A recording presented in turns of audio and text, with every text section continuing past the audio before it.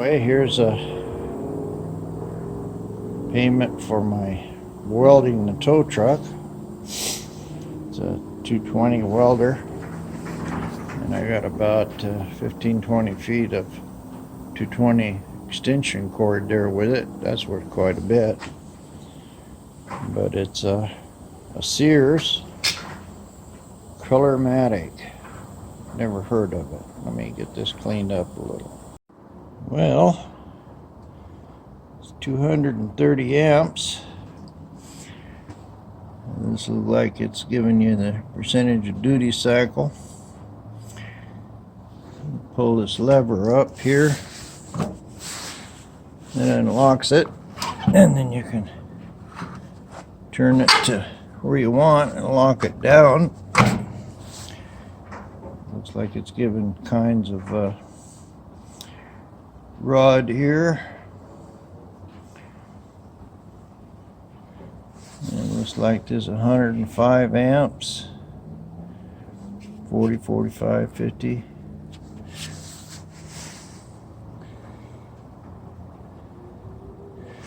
Given the size of rod, 3/32, 7/32, 1/8, 1/8, 3/16. Now this is burned some pretty heavy rod, and here's where you plug the. It's got two power settings here, apparently A and B, made by Sears and Roebuck. It looks like let's try A and B here. 7/32 to 1/8. 7/30 would be 8. 30 seconds would be 4. 17. It's about an eighth. It's a smaller rod. So anyway, looks like the B side is more powerful. So you got two locations, A and B, for the electrode holder. Just got a single ground clamp. Well, let's see if I can get it plugged in and see if it works. I got it set up with 3/32 rod, and I got it plugged into the B section there.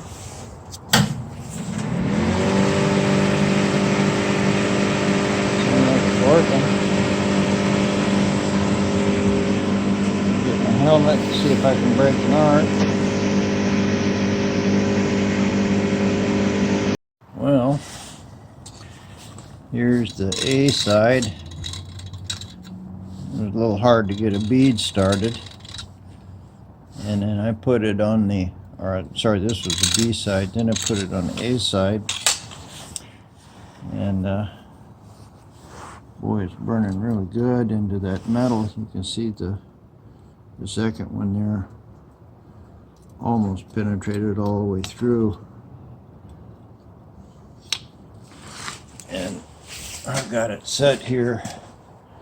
This is around half power for mild steel. I don't know what I got, 60-13 probably. But I just set it about the middle here. And it looks like I could use a little more power with the A and a little less with the B. I'm going to turn this thing down about a third of the way and try it again with the B setting.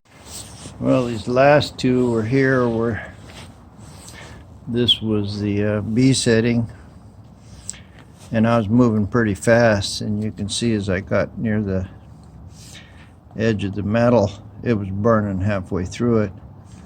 I moved it back to the B setting, which is a little lower and that laid a really nice bead down there.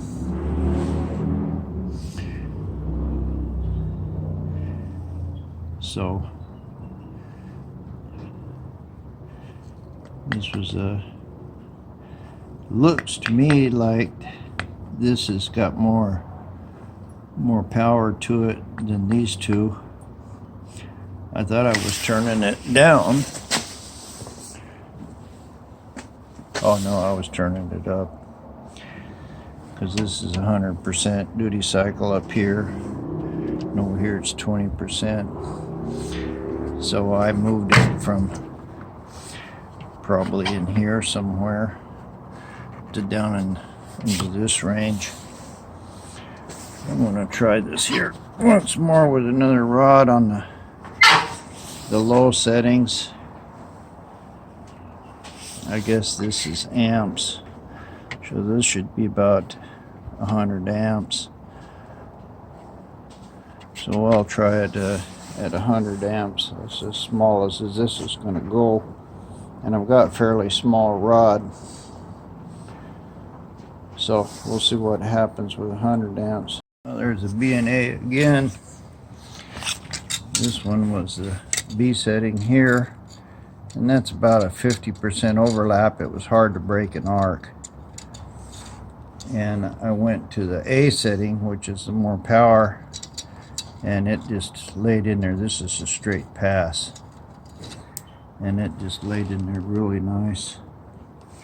You can see where I lost my arc here, another, but it's penetrating all the way through, and you pull it out the edge. You see it burned all the way through that metal.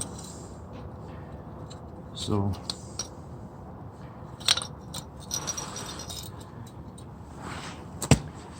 I should be able to lay down some pretty good stuff. I'm kind of surprised that I had such a good bead there. It's got to be 20 years at least since I've had a big welder. I'll see if I can get another piece of iron and weld this to it, make a butt weld, and then see if we can break it, see what it looks like. The A side, it just burned right through it, just blew through that.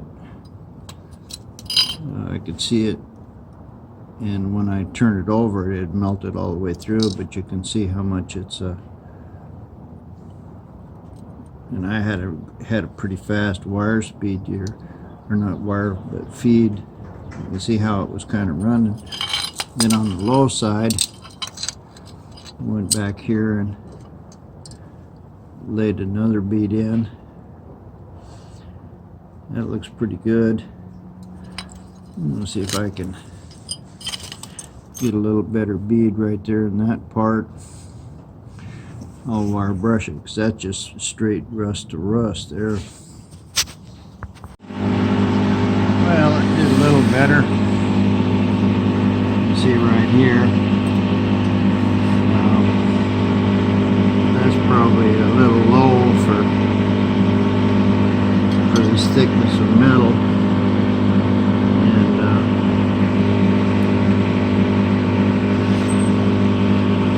I kind of built it up in the middle there, and I needed to take it further. It's been a long time since I've done that, so I was looking at the slag and thinking it was part of the weld. I forgot to look through it at the molten metal. But anyway, you can see the half power settings. And this is 1/4" steel. You know, it's laying really nice beads. Penetrating well, burning into the metal good. You see here on the edges, it's penetrating all the way through. In fact, burning it out at higher speeds. So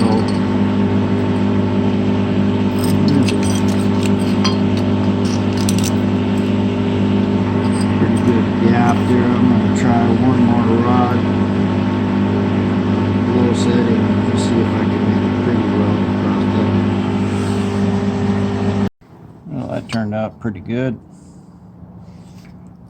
It went a little slower on it. Went side to side, and lost my bead a little there on the end. But we definitely melted it into both sides, and that's pretty good weld. I was going to try to break it loose, but there's no way to break that loose. That's one piece of metal now. Anyway, that's